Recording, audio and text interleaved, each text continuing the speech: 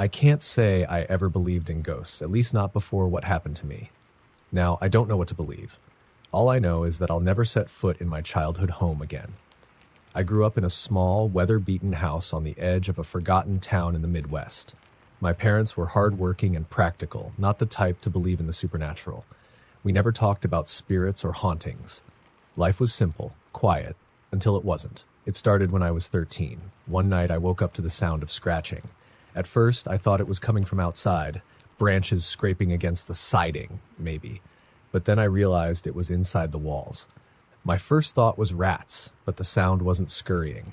It was deliberate, slow, almost like fingernails dragging across wood. I told my dad about it the next morning, and he dismissed it as an old house settling. Houses make noises, he said. You've got an overactive imagination. But I wasn't imagining it. Over the next few weeks, the scratching grew louder, more insistent. Sometimes it would come from the ceiling. Other times it felt like it was right next to my bed. My parents didn't hear it, or if they did, they pretended not to.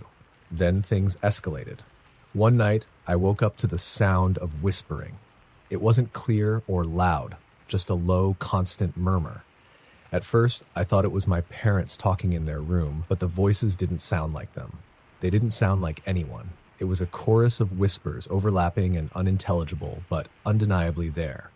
I buried my head under the covers, squeezing my eyes shut until I eventually fell asleep. The next morning, I told my mom. She gave me a tight smile and said, "You've been watching too many scary movies. No more late-night TV, okay?" I wanted to argue, but what could I say? That I was hearing voices in a house where no one believed in ghosts? I kept quiet after that, but the whispers didn't stop. If anything, they got worse. One night, I decided I'd had enough. Armed with a flashlight and my old baseball bat, I resolved to figure out what was causing the noises. I crept through the house, every shadow looking like it could swallow me whole. I checked the attic, the basement, even the crawl space under the house. Nothing. But when I went back to my room, the air felt different, heavy, almost suffocating. The scratching started again, louder than ever, followed by a low groan that seemed to come from everywhere and nowhere at once. My flashlight flickered and died. I froze, paralyzed by a fear I couldn't explain. Then I heard it, a voice, clear as day, right next to my ear. "Get out!" I screamed and bolted down the hall, straight into my dad. He was furious, demanding to know why I was running around in the middle of the night. I tried to tell him, but the words wouldn't come out. How do you explain something like that without sounding crazy? After that, the house seemed to turn against me. Doors would creak open on their own. My belongings would move, sometimes disappearing altogether, only to turn up in strange places. The whispers became a nightly occurrence, and the groaning became a low, guttural growl. One afternoon, I came home from school to find my mom in the kitchen, staring at a pot of boiling water. Her face was pale, her hands trembling. She didn't even notice me at first. When I asked her what was wrong, she just shook her head and muttered something about a bad dream. But I knew it wasn't a dream. I saw the way she avoided looking at the hallway, how she jumped at every little sound. That night, I woke up to the smell of smoke. My first thought was that the house was on fire. I ran to my parents' room, but when I opened the door, they weren't there. The bed was made, the room untouched. I called out to them, panic rising in my chest, but there was no answer. I went downstairs, my heart pounding. The smell of smoke grew stronger, but there was no fire, just the oppressive heat, like the air itself was burning. And then I saw it. In the middle of the living room stood a figure, a shadow darker than the darkness around it. It had no face, no features, just an outline of a person, tall and imposing. It didn't move, didn't speak, but I could feel its gaze, cold and piercing, like it was staring straight into my soul. I couldn't breathe. My legs felt like lead, but I forced myself to move, stumbling backward up the stairs. I slammed the door to my room and shoved a chair under the handle, as if that could stop whatever it was. The whispers started again, louder than ever, a cacophony of voices screaming and wailing, and then, just as suddenly as it began, it stopped. The house was silent. When I finally worked up the courage to leave my room, the shadow was gone. My parents were sitting at the kitchen table, acting like nothing had happened. When I tried to tell them what I'd seen, they looked at me like I was crazy. That was the last straw. I begged them to move, to leave the house behind, but they wouldn't listen. My dad said we couldn't afford it. My mom just avoided the subject altogether. I spent the next few months sleeping with the lights on, jumping at every little noise. I tried to convince myself it was just my imagination, that I was letting fear get the best of me. But deep down, I knew the truth. The last time I set foot in that house was the night before I left for college. I was packing my things when I heard the whispers again. This time, they weren't coming from the walls. They were inside my head, echoing over and over. Don't go. Don't leave. I grabbed my bag and ran out of the house without looking back. My parents still live there, and they insist nothing strange has happened since I left. Maybe the house had attached itself to me, or maybe it was just waiting for someone new. I'll never know for sure, but sometimes, late at night, I still hear the whispers. Come back. Story number 2. I always thought horror stories were just that, stories. Until last year when something happened that still keeps me awake at night. It all started when I moved to a small town in New England for work. I'd been hired to restore old houses, and my first project was a decrepit Victorian mansion on the edge of town. The locals called it the Hollow House, and they had a lot to say about it, none of it good. The house had been abandoned for decades, sitting like a rotting corpse at the end of a lonely dirt road.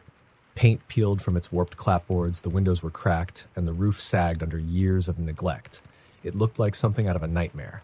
My boss handed me the keys and said, "You're brave for taking this on. Most people won't go near the place." When I asked why, he hesitated. People say it's cursed. Bad things happen there. If I were you, I'd be careful. I laughed it off. I didn't believe in curses or ghosts. I was here to work, not chase shadows. The first day was uneventful, just me taking inventory of the tools and materials I'd need. But by the second day, things started to feel wrong. It was subtle at first. The air inside the house felt heavier than it should, thick and suffocating. No matter how wide I opened the windows, it didn't help. Then there was the smell, a faint metallic tang, like rust or old blood. I tried to ignore it and get on with the job. But then the noises began. I'd be hammering nails or sanding wood when I'd hear faint footsteps upstairs. At first, I thought it might be animals, raccoons or squirrels. But when I went to check, there was nothing. Just empty rooms and that suffocating air pressing against me. One evening, as the sun dipped below the horizon, I was finishing up for the day when I heard a soft, muffled sobbing. It sounded like a woman, but distant, as if it were coming from deep within the walls. I froze, my heart pounding. "Hello?" I called out. The sobbing stopped. The house fell silent. I convinced myself it was the wind or my imagination playing tricks on me. I packed up and left in a hurry, determined to shake off the unease. But that night, I dreamed of the house. I was standing in one of its dark hallways, staring at a door I hadn't seen before. It was old and splintered, with deep claw marks gouged into the wood. Something was on the other side. Something alive, scratching to get out. When I woke up, my hands were trembling and my sheets were soaked in sweat. The next day, I returned to the house, determined not to let my imagination get the best of me. But as I walked through the front door, the smell hit me, stronger this time, almost choking. Then I saw the handprints. They were on the dusty floor, small and childlike, leading from the front hallway to the staircase. But the unsettling part was that they were fresh, as if someone or something had been there just moments before. I followed the trail cautiously, my flashlight trembling in my hand. The prints led up the stairs and stopped in front of a locked door. I didn't remember that door being locked before. Against my better judgment, I forced it open. The room inside was empty, except for a single rocking chair in the corner. It faced the wall, creaking gently, as if someone had just been sitting in it. I felt a chill crawl down my spine. The air seemed to hum with a low, menacing energy. Then the chair stopped rocking. I didn't wait to see what would happen next. I slammed the door shut and bolted down the stairs, my breath coming in panicked gasps. But the house wasn't done with me. As I reached the front door, I heard a voice, a child's voice, soft and sweet. "Don't go," it said. I turned, and there, at the top of the stairs, was a little girl. She wore a tattered white dress, her dark hair hanging in tangled strands over her face. "Please," she whispered, "help me." For a moment, I felt an overwhelming urge to go to her, to help. But then she lifted her head, and I saw her eyes, empty black voids that seemed to swallow the light. I stumbled backward, nearly tripping over my own feet. She took a step toward me, her small, pale hand reaching out. "Stay," she said, her voice now distorted, deep, and unnatural. I didn't stay. I ran out of that house as fast as I could, the sound of her laughter echoing in my ears. The next day, I told my boss I couldn't do it. I didn't care about the paycheck or what he thought of me. I wasn't going back. But the story doesn't end there. A few nights later, I woke up to the sound of something scratching at my bedroom window. My apartment is on the 3rd floor. When I pulled back the curtain, the little girl was there, her empty eyes staring at me through the glass. "Come back," she whispered. I moved out of that town the next day, leaving everything behind. Even now, hundreds of miles away, I sometimes feel like I'm being watched. And on quiet nights, when the wind is still, I hear her voice in the darkness. "Come back. Stay with me forever." Story number 3. It was supposed to be an easy job, one of those quick cash gigs you find online. A local historian had hired me to catalog items in an old plantation house deep in the Louisiana bayou. It had been abandoned for decades, but the family wanted to sell it, and everything needed to be documented. The place was called Blackwood Manor, and even from the outside, it looked wrong. The house was massive, with sagging balconies, shattered windows, and ivy crawling up its walls like it was trying to strangle the building. The air smelled of wet earth and decay. The historian, Dr. Calloway, met me at the edge of the property. He handed me a flashlight, a camera, and a list of items to document. "Take your time," he said, "but don't stay after dark. Locals say this place gets strange at night." I laughed, nervously. "Strange how?"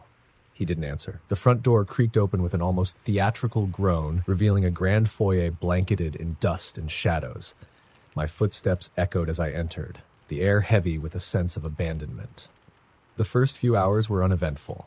I snapped pictures of furniture, old portraits, and tarnished silverware. But the deeper I went into the house, the more unsettled I felt. The rooms were colder than they should have been, and every so often I'd catch a faint whiff of something foul, like rotting meat. By mid-afternoon, I reached the dining room. It was massive, with a long mahogany table that could seat 20. At the head of the table was an ornate chair with clawed feet and intricate carvings. As I snapped a photo of it, the temperature in the room seemed to drop. My breath fogged the air. That's when I noticed the chair was rocking ever so slightly. I froze, my heart pounding. The windows were sealed, and there was no breeze. There was no reason for the chair to move. I tried to shake it off, blaming my nerves. I steadied the chair, snapped my photo, and moved on. But as I walked out of the room, I heard the chair creak again. When I turned back, it was rocking violently, slamming against the floor like someone invisible was sitting in it and throwing a tantrum. I backed away, my hands shaking as I gripped the flashlight. "It's just the wind," I whispered to myself. But deep down, I knew that wasn't true. The next room on my list was the parlor. It was filled with faded furniture, an old phonograph, and shelves of dusty books. In the corner stood a grand piano, its keys yellowed with age. As I took pictures, a soft, mournful tune drifted through the room. I spun around, the camera slipping from my hand. The piano was playing by itself, each note slow and deliberate like a dirge. "Nope," I muttered, backing toward the door. Then the music stopped abruptly, and the room fell deathly silent. I told myself I was imagining things, that I was tired and letting the creepy atmosphere get to me. But I couldn't ignore the sound of faint whispers as I climbed the stairs to the 2nd floor. The whispers grew louder the higher I went, overlapping voices speaking in a language I didn't understand. By the time I reached the top of the stairs, it felt like they were right in my ear. The hallway was lined with doors, all slightly ajar. As I walked past each one, I felt eyes on me, like I was being watched. One door at the end of the hall was closed, unlike the others. Something about it felt wrong. I hesitated, every instinct screaming at me to turn around and leave. But curiosity got the better of me. I pushed the door open. The room was small and bare, except for a single wooden rocking horse in the center. It was old, its paint chipped, and one of its glass eyes was missing. As I stepped inside, the door slammed shut behind me. I spun around, grabbing the handle, but it wouldn't budge. The air grew heavy, pressing down on me like a weight. The rocking horse began to move, its creaks loud in the oppressive silence. Then I heard it, a child's laughter, high-pitched and echoing, but there was no one there. "Who's there?" I shouted, my voice trembling. The laughter stopped. In its place came a voice, soft and sing-song, like a child taunting me. "Come play with us," it said. "Nope, nope, nope, nope," I muttered, yanking at the door with all my strength. It finally gave way, and I stumbled into the hallway, slamming it shut behind me. I didn't bother finishing the inventory. I was done. As I hurried down the stairs, I heard footsteps behind me, heavy, deliberate steps. They didn't belong to a child. I didn't look back. I burst through the front door into the fading daylight, gasping for air. Dr. Calloway was gone. The driveway was empty. I ran to my car, fumbling with the keys, and sped away without a second glance. That night, as I tried to calm my nerves, I noticed something on my phone. In one of the photos I'd taken of the parlor, there was a reflection in the piano's glossy surface. A face.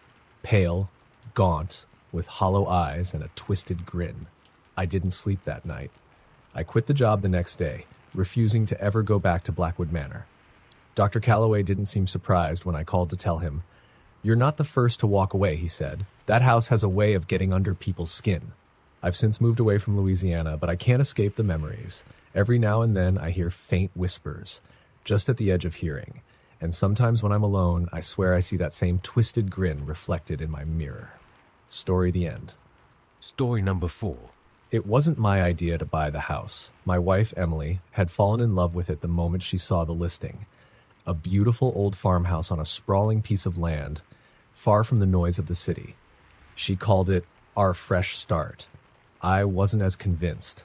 The house was ancient, the kind of place where the floorboards groan under your weight and the walls feel like they're watching you. Still, Emily's excitement was contagious, and I convinced myself it could be a good thing. The first few weeks were uneventful. We spent our days unpacking, painting, and fixing up small things. But as we settled in, I started to notice little oddities. Doors would creak open on their own, even when the windows were shut tight. The house seemed colder than it should have been, especially in the evenings. Sometimes I'd hear faint noises at night, soft tapping like someone gently knocking on the walls. Emily said it was just the house settling. But then I found the basement. It wasn't on the original floor plan, and I wouldn't have known it existed if I hadn't stumbled on the hatch in the pantry. The wooden door was flush with the floor, hidden beneath a thin rug. When I opened it, a rush of cold, damp air hit me. A narrow staircase descended into darkness. "Hey, Emily," I called out. "Did you know we have a basement?" She poked her head into the pantry, frowning. "No, that's weird." The realtor didn't mention it. Curiosity got the better of me, and I grabbed a flashlight. The stairs creaked under my weight as I descended. The air grew colder the deeper I went, and the smell of mildew was overpowering. At the bottom, I found myself in a small, windowless room. The walls were made of rough stone, and the floor was packed dirt. There was nothing there. No furniture, no tools, not even a light bulb. Just an empty, oppressive space that made my skin crawl. As I scanned the room with the flashlight, the beam landed on something carved into the far wall. It was a symbol, an intricate design of intersecting circles and jagged lines. "Emily, you need to see this," I called up. She joined me a moment later, her eyes widening when she saw the symbol. "What is that?" "I don't know," I said, "but it's creepy as hell." We decided to leave it alone. I shut the hatch and tried to put it out of my mind. That night, I woke up to the sound of footsteps. At first, I thought it was Emily, but when I turned over, she was still in bed, fast asleep. The footsteps were slow and deliberate, moving down the hallway outside our bedroom. "Hello?" I called out, my voice shaky. The footsteps stopped. I grabbed my phone for a flashlight and stepped into the hall. It was empty. But just as I was about to go back to bed, I heard it again, a faint tapping, this time coming from the pantry. I stood frozen, my heart pounding in my chest. "Get a grip," I muttered to myself. I crept down the stairs, the house eerily silent except for the steady tapping. When I reached the pantry, I hesitated, my hand hovering over the hatch. The tapping stopped. Summoning every ounce of courage, I yanked the hatch open and shined my light into the basement. Nothing. The room was as empty as before. I closed the hatch and went back to bed, telling myself it was just the wind or an animal. But things only got worse. Over the next few days, Emily and I both started hearing voices, soft, unintelligible whispers that seemed to come from the walls. At night, I'd wake up to the sensation of someone standing at the foot of our bed. Every time I turned on the light, there was no one there. Emily tried to brush it off, but I could see the fear in her eyes. She started sleeping with the bedside lamp on, and she refused to go into the pantry. One evening, I came home to find her sitting on the couch, pale and shaking. "What's wrong?" I asked. "I saw something," she whispered. She told me she'd been in the kitchen when she heard a noise behind her. When she turned around, she saw a figure standing in the pantry. "It was a woman," Emily said, "but her face was wrong. like it was melted or burned. I wanted to comfort her, to tell her it was just her imagination. But deep down, I knew she wasn't imagining things. We decided to call someone, a priest, a medium, anyone who could tell us what was going on. The medium arrived the next day, an older woman named Clara. She walked through the house in silence, her expression growing darker with each step. When she reached the pantry, she froze. "There's something here," she said, her voice low. "Something old, something angry." She insisted on performing a cleansing ritual, but as she started, the house seemed to come alive. The temperature plummeted, and the lights flickered wildly. A deafening noise filled the air, a mix of screams and growls that seemed to come from everywhere at once. Then, just as suddenly as it started, it stopped. Clara turned to us, her face pale. "You need to leave. This house isn't safe." We didn't need to be told twice. That night, we packed a few bags and left. We didn't even try to sell the house. I didn't care about the money. We just wanted to be as far away as possible. But even now, months later, I can't shake the feeling that it followed us. Sometimes, late at night, I hear tapping on the walls. And every now and then, when I walk past a dark room, I catch a glimpse of her, the woman with the melted face standing in the shadows, waiting. Story number 5. I never believed in the supernatural, not until I took the overnight shift at the Green Hollow Cemetery. It was just a job. Decent pay, easy hours, and all I had to do was patrol the grounds and keep an eye on the security cameras. A simple gig for someone trying to save up for a better life. Green Hollow wasn't your typical cemetery. It was old, older than the town itself, and it stretched out over a sprawling 50 acres of uneven ground and crumbling tombstones. The locals called it cursed, but I figured that was just small-town superstition. The first few nights were uneventful. My routine was straightforward. Make rounds every hour, check the cameras in the small security office, and pass the time scrolling on my phone. But on the 5th night, things changed. It started with the sound of bells. At first, I thought I was imagining it. A faint tinkling carried on the wind. I stepped out of the office and scanned the cemetery with my flashlight. The sound grew louder, and it seemed to be coming from the older section of the graveyard, where the oldest and most elaborate graves stood. Curiosity got the better of me, and I followed the sound.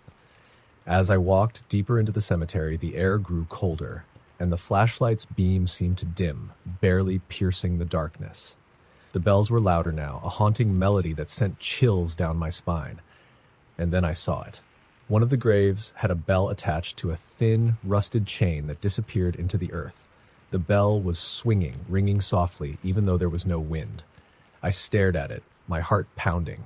Suddenly, the bell stopped. The silence was suffocating. I felt a presence behind me, a heavy, oppressive feeling that made the hairs on my neck stand on end. I spun around, but there was nothing there. I bolted back to the office, slamming the door behind me. My hands were shaking as I checked the cameras. That's when I saw her. On one of the screens, a woman stood among the graves. She was dressed in a tattered white gown, her long hair hanging over her face. She wasn't moving, just standing there, staring directly at the camera. I grabbed the radio and called the on-call supervisor. "There's someone in the cemetery," I said, trying to keep my voice steady. He laughed. "It's probably some drunk teenager. Just tell them to leave." But this didn't feel like a prank. I watched the screen as the woman slowly turned and walked toward the camera, her movements unnatural, like a puppet being yanked on strings, and then she was gone. The screen flickered, and when it came back, the graveyard was empty. I spent the rest of the night locked in the office, every creak and groan of the old building making my heart race. The next night, I considered calling in sick, but the job paid well, and I couldn't afford to lose it. When I arrived, the cemetery was eerily quiet. The air felt heavy, almost electric, like the calm before a storm. As I made my rounds, I kept telling myself it was all in my head. But when I reached the old section of the cemetery, I noticed something strange. One of the graves I'd passed the night before was now open. The dirt was freshly disturbed and the coffin was gone. I radioed the supervisor again. "One of the graves has been dug up," I said. There was a long pause. "Which one?" I gave him the name on the headstone, Margaret Owens. When he responded, his voice was shaky. "Get out of there, now!" "What's going on?" I demanded. "There's no time to explain. Just leave." I turned to head back, but the path was gone. The rows of tombstones stretched endlessly in every direction, the landscape twisted and unfamiliar. My flashlight flickered and went out, and then I heard the bells again. They were louder this time, closer. I ran, tripping over roots and uneven ground, the sound of the bells growing louder and louder, almost deafening. I finally saw the security office ahead, its lights a beacon in the darkness. But as I reached the door, I froze. The woman was standing there, her face inches from the glass, staring at me. Her eyes were hollow, dark pits that seemed to pull the light from the room. She opened her mouth, and a guttural, inhuman scream filled the air. I stumbled back, my ears ringing, and when I looked up again, she was gone. I didn't go back to the office. I didn't stop running until I reached my car. The next day, I quit the job. I tried to move on, to convince myself it was just my imagination or some elaborate prank.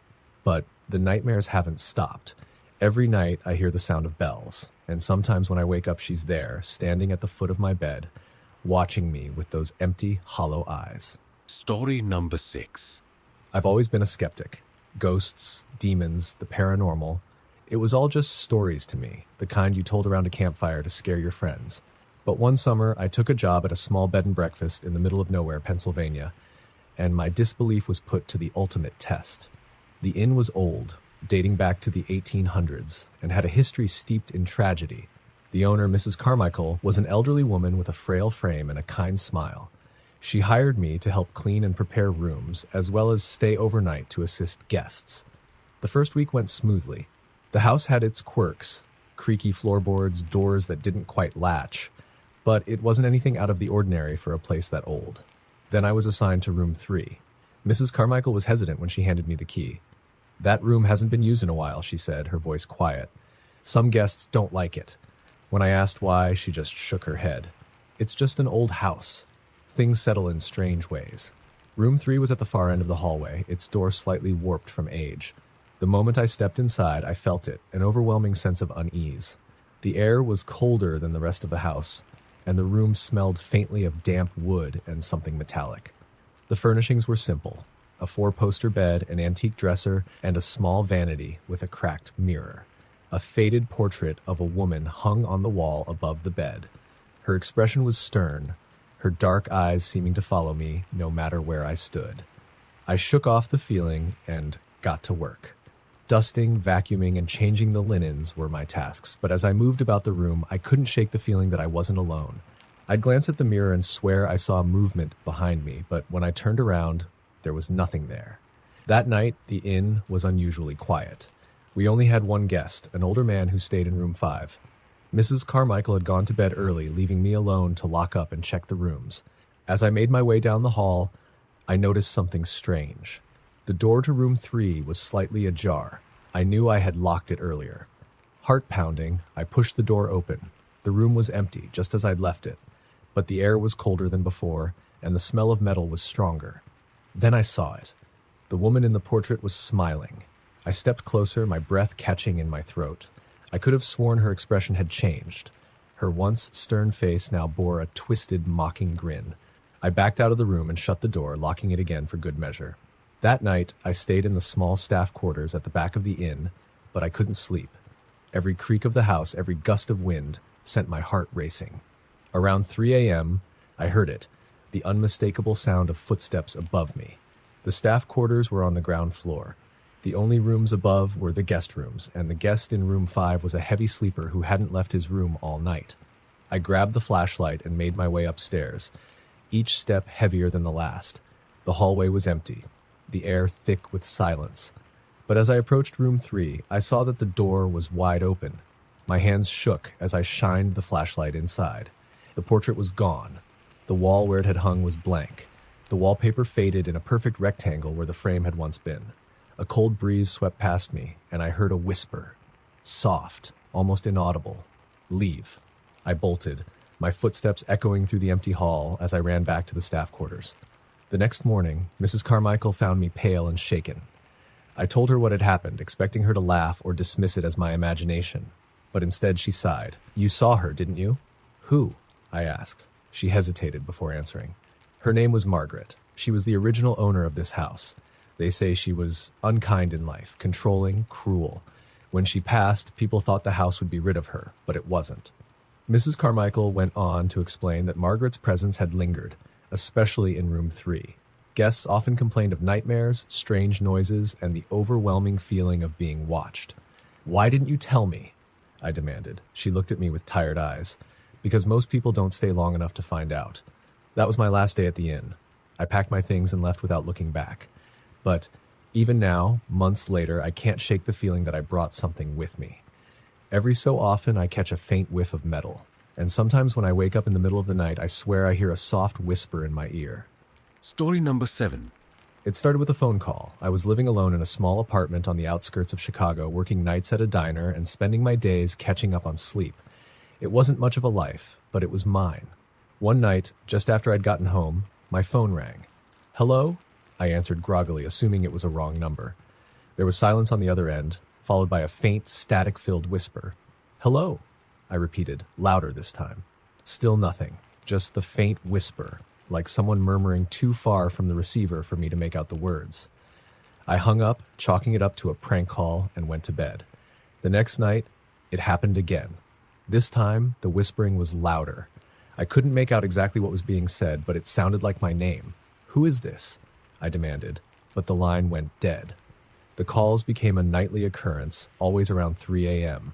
At first, I thought about blocking the number, but every time I checked, it showed up as unknown.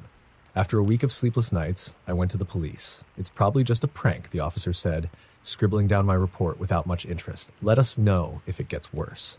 I left the station feeling more alone than ever. That night, the call came again. This time, I didn't answer. But as I sat there in the dark, staring at my phone, I felt a chill run down my spine. The air in the room seemed heavier, and the shadows in the corners felt wrong. I turned on every light in the apartment, trying to shake the feeling. That's when I noticed the voicemail. My phone had recorded the call while it rang. With trembling hands, I hit play. At first, all I heard was static. Then came the whispering, low, guttural, and impossibly close, as if the voice was coming from inside the room. And then I heard it, clear as day. "I'm coming." I froze, the phone slipping from my hand. For the first time, I considered leaving the apartment. But where would I go? I couldn't afford a hotel, and I didn't have any close friends in the area. Instead, I grabbed a kitchen knife and sat in the living room, waiting for something, anything, to happen. The hours crawled by, and eventually exhaustion overtook me. When I woke up, the lights were off. I don't mean the bulbs had burned out. I mean the switches were flipped off, even though I'd left them all on. The knife was still in my hand, but it felt like I'd been holding it for hours. My muscles ached and my fingers were stiff. That's when I noticed the message on my phone. This one hadn't come from a call. It was a text, sent at exactly 3:33 a.m. "Why didn't you answer?" I stared at the screen, my heart pounding. Before I could react, my phone started ringing again. The caller ID still read, "Unknown." I hesitated, my thumb hovering over the decline button, but something compelled me to answer. I pressed the green button and held the phone to my ear. This time, there was no whispering. Instead, there was breathing. Slow, deliberate, and impossibly loud, as if whoever was on the other end was standing right behind me. I whipped around, but the room was empty. The breathing grew louder, more ragged, until it suddenly stopped. And then, a voice. "Turn around." I dropped the phone and bolted for the door. I didn't stop running until I was outside, standing under the harsh glow of a streetlight. The knife was still in my hand, but I barely noticed. I spent the rest of the night at an all-night diner, nursing a cup of coffee and trying to convince myself it was just a bad dream. But when I returned to the apartment the next morning, the door was unlocked. I was certain I'd locked it before I left. Inside, everything looked normal, until I walked into the bedroom. Written on the wall, in what looked like black ash, were 3 words: "I found you." I moved out that day. I don't know who or what was calling me, and I don't want to know.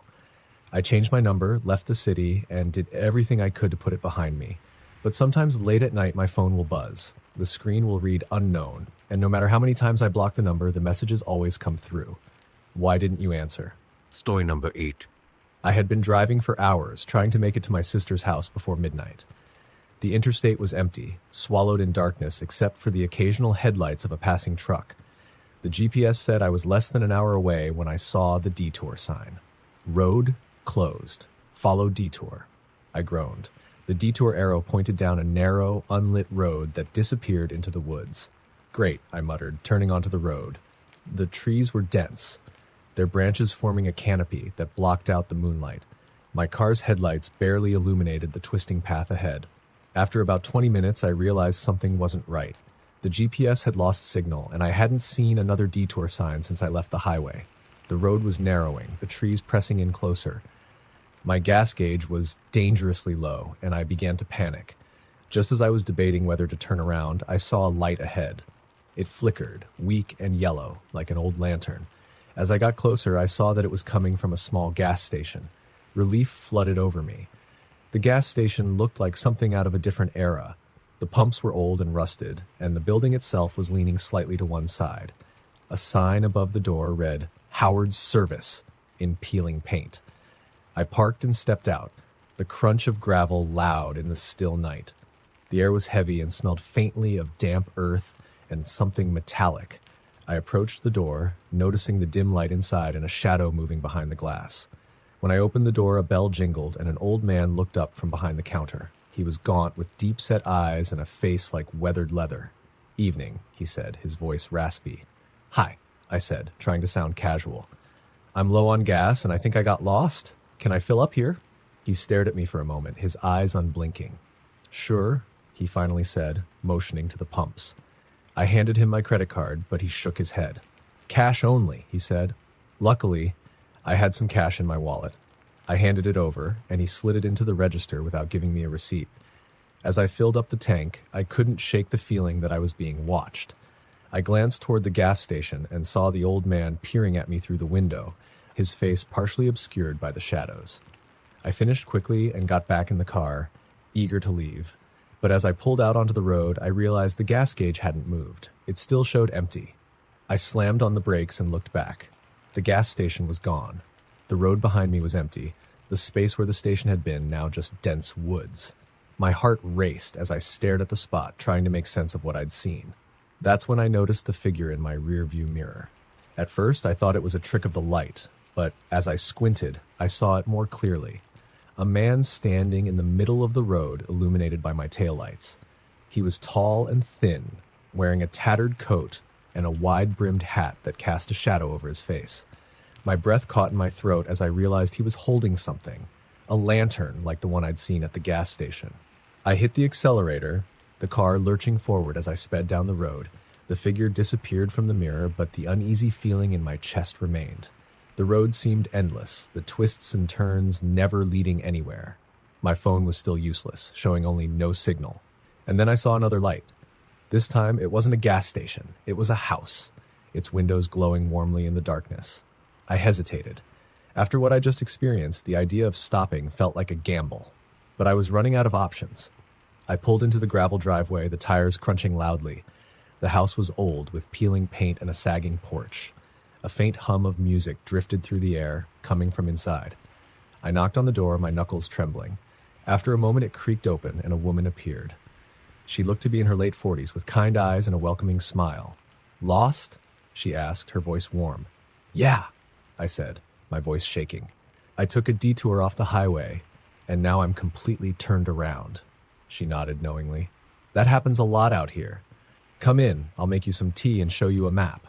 I hesitated, but the warmth of her smile and the promise of guidance outweighed my fear. The interior of the house was cozy, filled with antique furniture and the smell of something sweet, like baked apples. The woman motioned for me to sit at the kitchen table, and she busied herself at the stove. "I'm glad you stopped," she said. "Not many people make it this far." "What do you mean?" I asked. She turned, her expression unreadable. "This road, it doesn't lead anywhere. Not anymore." Before I could respond, the front door creaked open. I froze, my blood turning to ice. The man from the road was standing in the doorway, his lantern casting eerie shadows across the walls. The woman didn't react. She simply poured tea into 2 cups and set them on the table. "You have to drink," she said softly. "It's the only way." The man stepped closer, his face still hidden beneath the shadow of his hat. The air grew colder, and the warm light of the house seemed to dim. "What's going on?"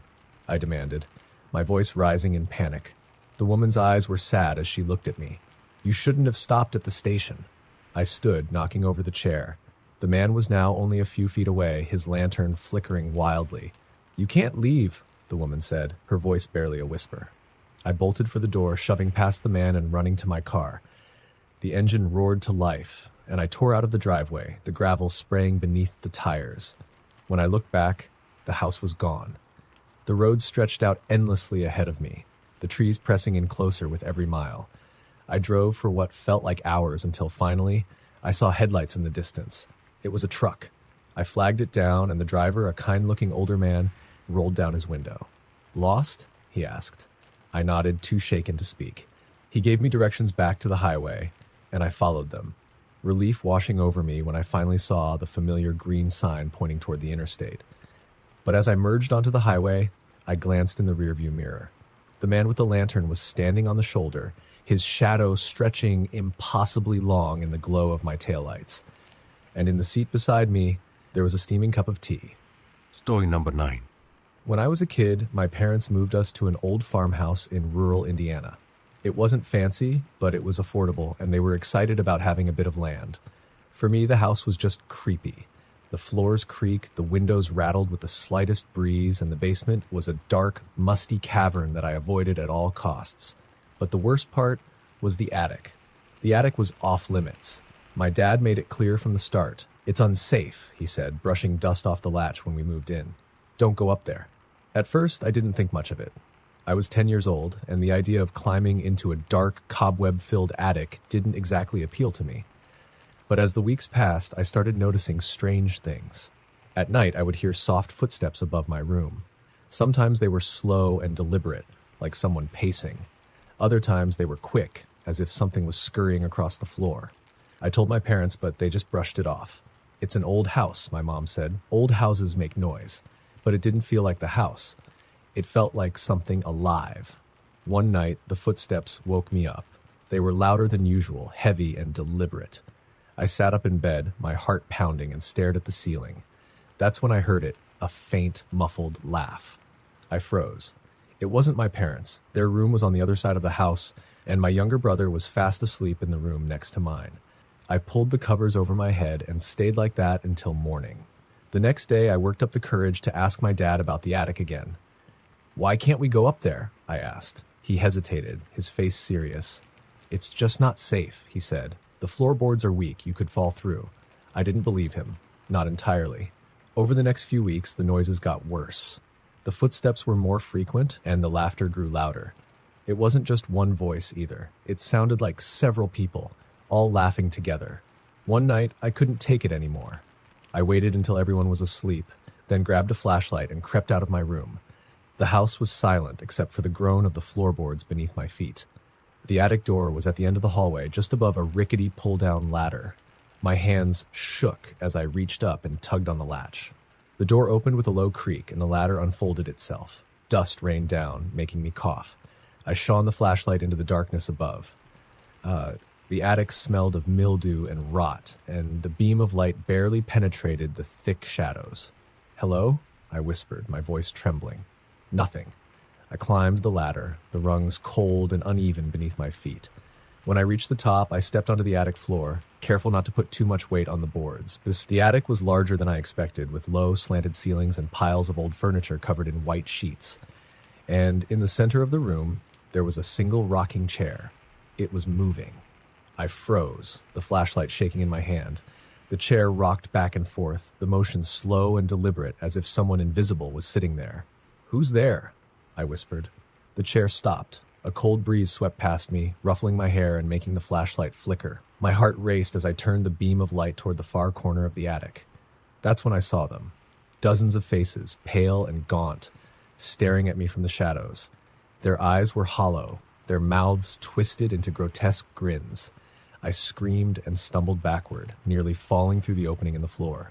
The faces didn't move, but their mouths opened wider, and the laughter started again. Low at first, then growing louder and louder until it filled the entire attic. I scrambled down the ladder and slammed the attic door shut, locking it as quickly as I could. I ran to my parents' room, tears streaming down my face, and told them what I'd seen. They didn't believe me. "You had a nightmare," my mom said, pulling me into a hug. "That's all." But it wasn't a nightmare. The next day, my dad nailed the attic door shut. He didn't explain why, but I could tell he was uneasy. For a while, the noises stopped. The house was quiet, and I started to believe that maybe I had imagined the whole thing. But then, one night, I woke up to find the attic door open. The nails had been pulled out and the ladder was extended. I stared at it, frozen in fear, and that's when I heard it, the soft creak of the rocking chair.